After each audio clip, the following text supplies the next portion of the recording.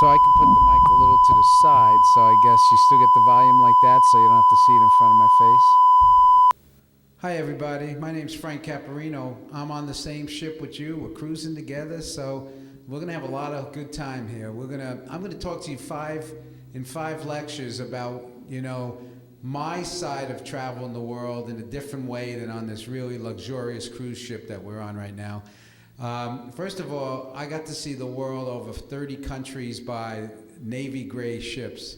And the other part of it, you say, well, great, you were in the Navy. No, the exciting part of it was I was a civilian while doing it. And I just have so many life stories that I was so fortunate that I had the opportunity to fix computers on ships that got me around the world. The five-part series is I'm going to talk about life in Italy from living here, not from a tourist point of view, from living in southern Italy and that point of view of how the fun every day I would get up, I would look for a challenge because it would be so different.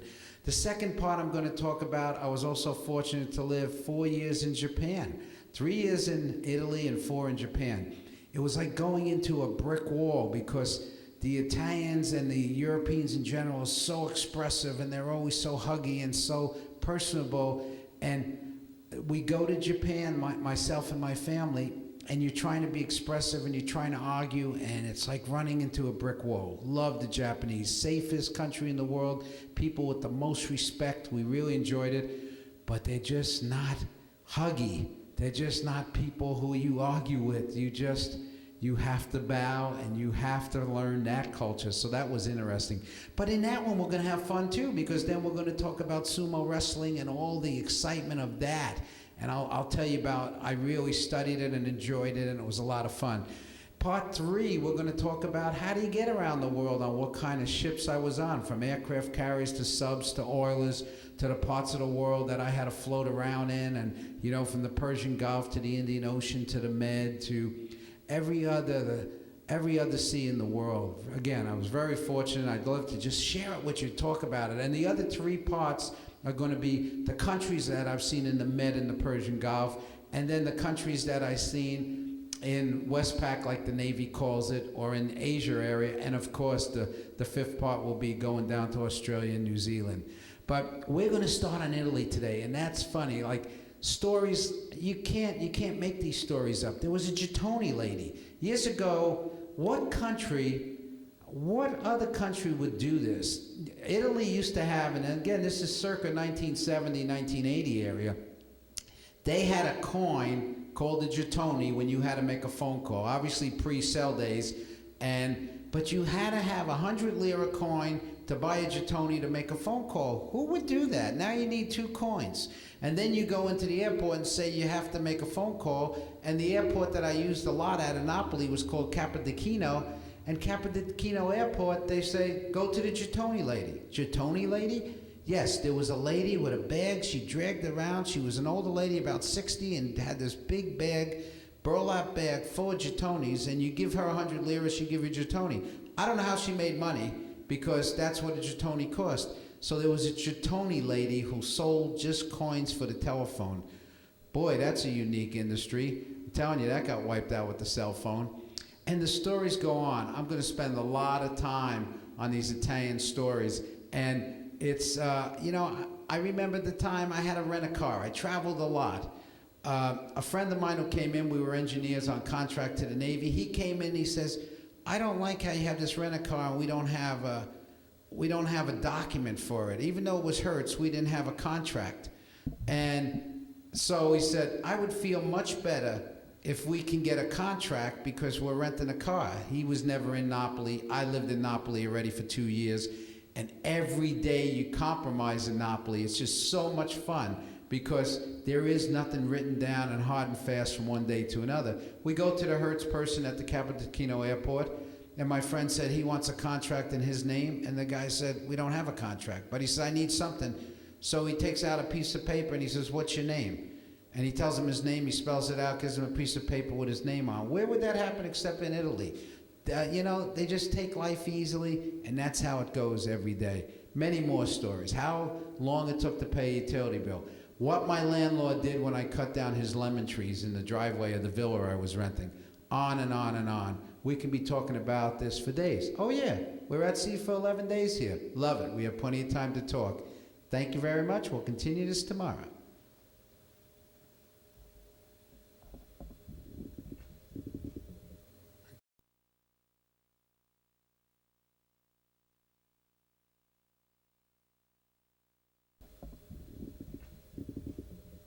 Good morning, fellow cruisers. This is Frank Caparino. We're all out here together, floating around the Mediterranean, going to go up in the Adriatic. I mean, this is going to be a great cruise. And I'm so fortunate to be with you here for the 11 days to talk to you, 5 different talks. So I wanted to give you kind of a rundown on what we're going to talk about. I have been very fortunate in my life to live in Napoli for 3 years and travel all over Italy, obviously, like many of you have and like we're doing on this cruise. But also, I had the excitement behind that. After 3 years living in Italy and having the fun of being Italian and eating the greatest food on earth and dealing with the most fun people in the world, I went to Japan. And I don't want, every time I say this, it sounds like I'm having a negative attitude towards Japanese. Not at all. It's just a different culture. And that's why we travel the world. We want to meet different cultures. So, but when I came out of Italy, and even though I'm Italian-American from New Jersey, I was so expressive coming out of Italy because of the warmth and all the hugging and the double kisses. And I'm so fortunate to be from here that I met my relatives and I had all that warm feeling also. Now you're dealing like this for 3 years. You go to Japan and bam, it was like running into a brick wall because Japanese, what they do is, you know, they bow. They're very honorific. They call you Caparino-san. I was there 4 years and nobody ever even called you by your first name. But that's what's also great about it because it's a different culture again. You know, they have the sumo wrestling that I used to really enjoy. And I used to go to their baseball games and the sports they had. It was a lot of fun. And it's when you're eating in the Japanese restaurants and you have to eat on the floor. But what we're going to do is we'll get back to Japanese later. The 5 parts of my speeches will be, first we're going to talk about living in Italy, what that's like, but from a resident's point of view, from a person from another country living there for 3 years. We've all been tourists in Italy. We're doing it now. But I'm going to tell you the funny stories of how you got to get up every day and how you got to drive and how you got to travel in and out of it and how you got to get a sojourner's permit. You say, what's a sojourner's permit? Why would anybody need that? Well, it's a permit in Italy that you need to sojourn as a foreigner or live there, but nobody knows how to do it. You would go to downtown Napoli. It took me a week, and you get stamps everywhere you go. Italians love to stamp documents. And you think you have it, and you don't have anything yet. And your friends who've been there before and got it done don't even remember how they did it because everybody does it differently. That's the first one we're going to talk today, all about the Italy stories. My stories of a Gettoni lady who sells Gettonis for telephones in the airport. Eddie Russo, who used to be the guy who puts the propane to run the gas in your house. You can pay Eddie Russo in dollars, lira, cigarettes, anything you want. That's what I loved about Italy, especially southern Italy. The economy, you can do anything you want. Everybody negotiated. That's the way it worked, and it was great. And the second time we're going to talk about is Japan. My life in Japan, 4 years. We might even have a thing with the audience where we'll practice a little sumo wrestling. I studied the thing, watched the thing, never did it myself, but I can show you the moves and all, which I did with my children. We had a lot of fun with it. So we'll have a little fun. We're on a cruise. This isn't a lecture. It's supposed to be fun. Part 3 would be the ships that I rode and the funny incidents that happen on the ships every day. I mean, I rode 300 ships, and I was a civilian, which was really unique. From aircraft carriers to submarines to oilers to cruisers, destroyers, everything in between. I was very fortunate that I used to repair computers on the ships. The third part is we're going to talk about all the port stops in the Med, which a lot of people, you've been on this cruise, and we're going to be going on some of them, and the Persian Gulf. And, you know, the times I spent in Bahrain on all the Persian Gulf trips. And the third one we're going to be covering, like the Navy would talk about at Westpac. We're going to talk about the Hong Kongs, the Singapores, the Thailands, and all those visits to that. And the fifth one is going to be, let's go down to the Down Under and New Zealand and Australia that I've been a couple times in my life. So those are the 5 parts we're going to talk about. We're going to have a lot of fun doing it. We're going to have interaction.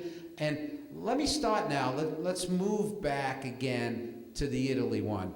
Okay, let's talk about, I'm going to go in detail on all the stories, and they were a riot every day of how my landlord told me in Italian that he's got poison in his gut for me. And why? What did I do? I cut the trees in the driveway of his villa. I had no idea that lemon trees were so close to Italians. I couldn't even get in and out of my car anymore. I had so many lemon trees growing on the driveway. So one day I just cut them all back. I didn't cut them down, I just trimmed them. He went into an alpha state, went crazy, and he started screaming at me in Italian. My Italian wasn't that good, but I grabbed a couple words. I could hear stomach, something with the stomach. I had a person translate, and they said, he's got poison in his gut for you. I said, that doesn't sound good, does it? No, it doesn't. So I had to kind of, how do you wine and dine a landlord that's mad with you? You bring him gifts. Bring him some scotch, bring him some American products. Everybody was happy. Anyway, we're going to continue this tomorrow. We have a lot to do. We're all cruising together. We're having a great time. I can't wait to continue this tomorrow. Thank you very much.